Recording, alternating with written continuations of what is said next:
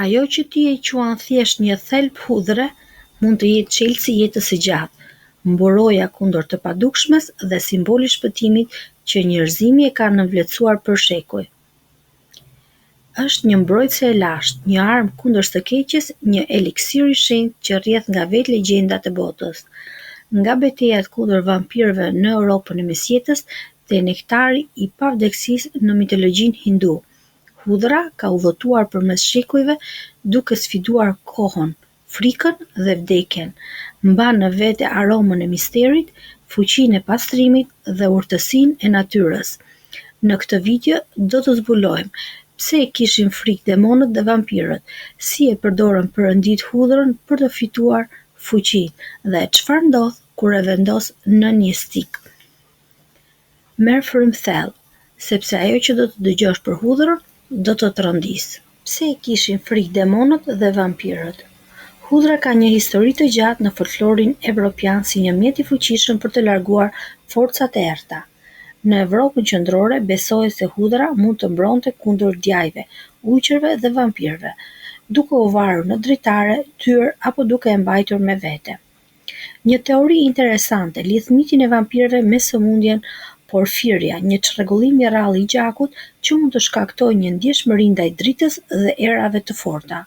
Për individët me këtë sëmundje, hudhra mund të shkaktojë dhimbje të forta duke çuar në besimin se vampirët e shmangin atë. Në folklorin armen, vampiri Dag Hanavar besohej se mund të mposhtej me hudhër, duke bërë atë një mjet mbrojtës të fuqishëm. Në Filipine, krijesat mitike Manananggal, e ngjashme me vampirët, besohej se kishte frikë nga hudhra, duke përdorur atë për të mbrojtur veten nga këto qenie të liga. Për më tepër, në shumë kultura, hudhra është parë si simbol i pastërtisë dhe i mbrojtjes, duke u përdorur në rituale për të larguar shpirtat e këqij dhe për të sjellë fat të mirë. Këto besime dhe legjenda tregojnë për rëndësinë e hudhrës në kultura të ndryshme të botës si një mjet kundër forcave të errta dhe sëmundjeve. Legjenda e Satanit dhe e hudhrës, folklori mesdhetar. Sipas një legjende të vjetër mesdhetare, në momentin kur djalli u përzua nga parajsa, ai ra në tokë me forcë, duke lënë 2 gjurmë të thella.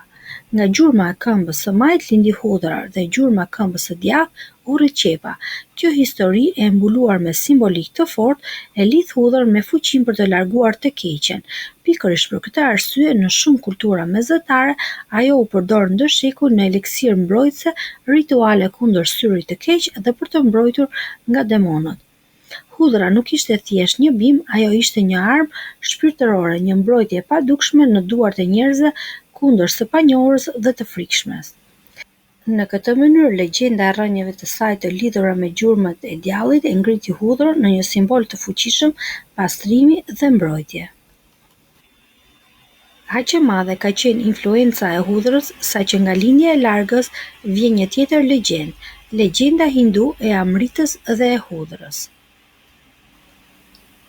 Në një tregim të lashtë hindu të zhytur në mister, thuhet: në kohrat kur universi ishte ende i ri dhe balanca mes së mirës dhe së keqes varej në një fije peri, perëndit dhe demonët të quajtur devat dhe asurat hynë në një aleancë të vështirë për të trazuar oqeanin kozmik si një akt hynor i quajtur Samudra Manthan.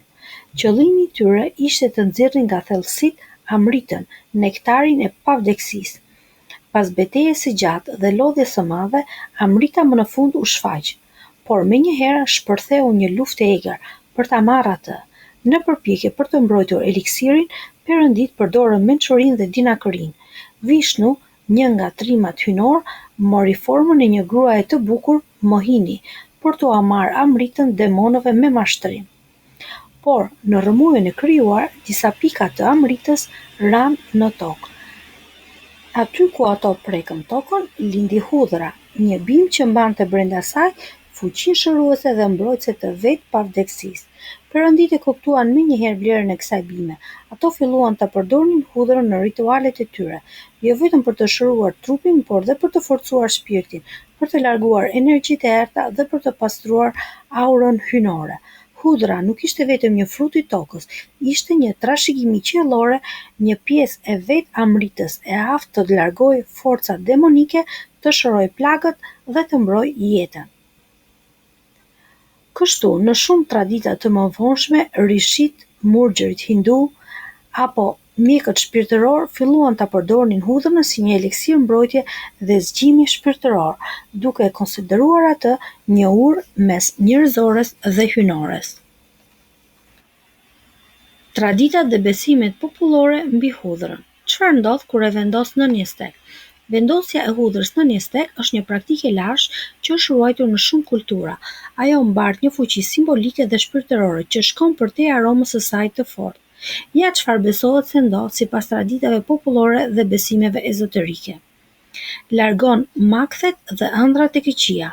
Në shumë kultura të lashta, veçanërisht ato mesdhetare, arabe, indiane dhe ballkanike, hudhra vendosur në një stek ishte një mjet i fuqishëm për mbrojtje gjatë gjumit. Besohej se aroma e saj e fortë shqetëson dhe largon entitetet e errëta, të njohur si demonët e natës apo marrësit e shpirtit, të cilët i shkaktonin njeriut makthe, paraliza gjumi apo ndjesi shtypje gjatë natës. Ky besim nuk ishte vetëm simbolik, por dhe ritual. Njerëzit vendosin një thelb hudhër në një stik, shpesh të mbështjellë me një copë të bardhë për të krijuar një mbrojtje energjetike, duke e konsideruar hudhërn jo thjesht si bimë, por luftëtare të dritës, kundër errësirës së padukshme. Për shumë njerëz, veçanërisht të moshuar, ky ritual u trashëgua brez pas brezi si një kujdes i natës që shkon përtej fizikes drejt mbrojtjes së shpirtit. Mbrojtje nga energjitë e këqija. Në disa tradita, hudhra njihet si rojtarja e heshtur e natës, që nuk flet, nuk shfaqet, por vigjilon në heshtje dhe mbron me fuqi të padukshme. Ajo absorbon energjitë e dëmshme dhe i shpërndan, duke krijuar një qetësi të thellë dhe gjumë të pastër pa trazira shpirtërore. E njohur jo vetëm për vetitë shëruese, por dhe fuqinë e saj mbrojtëse kundër energjive të padukshme në shumë kultura, që nga Ballkani në lindjen e mesme, nga Azia Jugore në Europën e vjetër, hudhra shihet si simbol i dritës kundër errësirës. Ajo gjithashtu qetëson mendjen dhe sjell gjumë të thellë. Edhe pse aroma e saj është e fortë dhe e pazakontë për përdorim në dhomën e gjumit, shumë njerëz besojnë se hudhra ka efekt të fuqishëm qetësues, sidomos nëse vihet në një stik. Sipas besimeve tradicionale, hudhra ndihmon në pastrimin e fushës energjetike rreth kokës, duke neutralizuar tensionin, stresin dhe ngarkesën mendore që mund të akumulohet gjatë ditës. Shpjegimi shpirtëror thotë se fushat energjetike rreth kokës janë të ndjeshme gjatë gjumit dhe hudhra vepron si balancues i fshehtë, duke larguar mendimet e padëshiruara dhe ndikimet emocionale. Si rezultat, truri relaksohet më lehtë, ndërsa gjumi bëhet më i thellë, më i qetë dhe më shërues. Në disa tradita lindore thuhet se hudhra e tërheq lodhen mendore si një magnet, duke i dhënë njeriut një ndjenjë freskie kur zgjohet në mëngjes. Në shumë tradita mistike thuhet se ajo zbulon mesazhe në ëndra.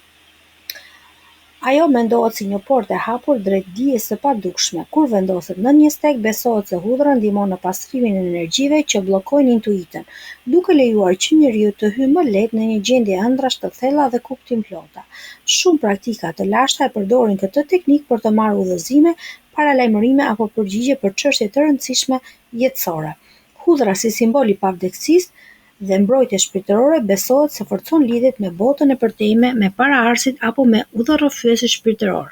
Për këtë arsye, njerëzit që kërkonin të kuptonin më shumë për veten apo rrugët e tyre e vendosin një thelpi hudhër në një stek me shpresë se nata do t'u sillte përgjigjet që si gjenin dot kur ishin zgjuar. Testi i pranisë së energjive të padukshme. Në tradita të vjetra popullore dhe praktika të mbrojtjes shpirtërore, hudhra nuk shërbente vetëm si mbrojtje, por dhe si testues i pranisë së energjive negative. Besohet se nëse hudhra thahej krejtësisht, zverdhej jo në mënyrë të zakonshme ose thërmohej pa ndonjë arsye të dukshme, kjo ishte shenjë paralajmëruese, një tregues që një entitet apo energji e padukshme ishte përpjekur të afrohej, por ishte ndaluar në kohë nga fuqia natyrore dhe ezoterike e hudhrës. Kjo praktikë përdoren nga ata që kishin dyshime për praninë e ndikimeve të këqija në shtëpi apo për të zbuluar nëse ishin rrethuar nga energji të ulta. Në raste të tilla, hudhra konsiderohet si dëshmitare e heshtur, që me gjendjen e saj fizike të nesërmen tregonte nëse diçka kishte ndodhur gjatë natës. Për këtë arsye, shumë njerëz që e praktikojnë këtë rit kontrollojnë me kujdes hudhrën çdo mëngjes për të lexuar shenjat e natës që la pas.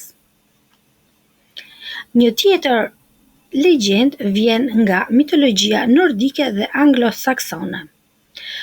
Në kulturat e lashta veriore, hudhra nuk ishte thjesht një bimë ushqimore, ajo ishte një armë e shenjtë kundër errësirës. Në mitologjinë nordike, ajo thuhej se lidhej me Thorin, perëndinë e bubullimës dhe mbrojtësin e njerëzve nga gjigantët dhe forcat kaotike.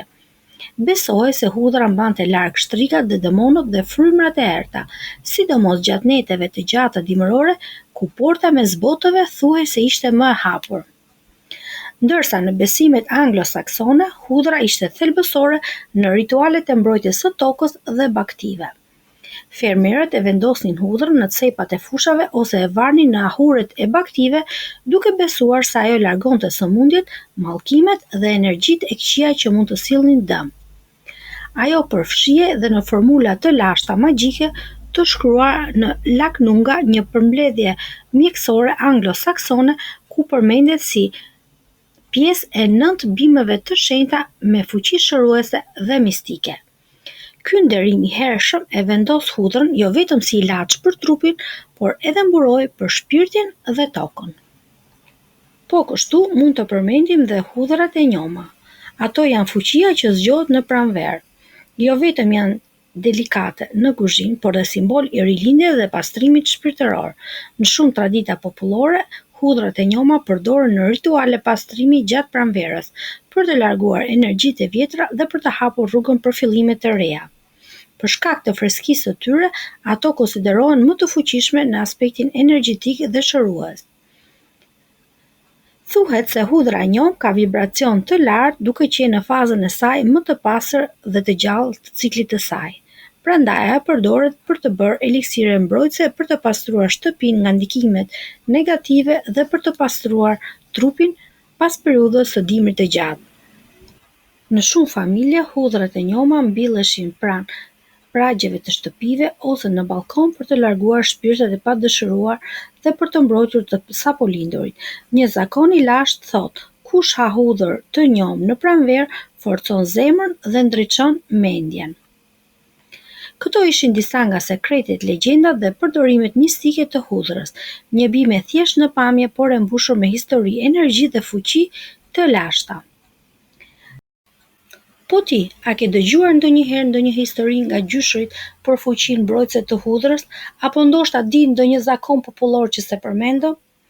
Dhe a ke provuar ndonjëherë të vendosësh një thelpi hudhër në një stik?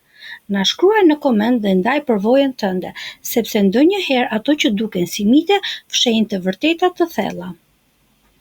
Mos harro ta pëlqesh videon, ta shpërndash dhe të abonohesh në kanalin ton, sepse video të tjera interesante ju presin në ditët në vazhdim. Deri herën tjetër, mbro veten, pastroj energjinë dhe ruaj rrënjët e urtësisë të lashtë.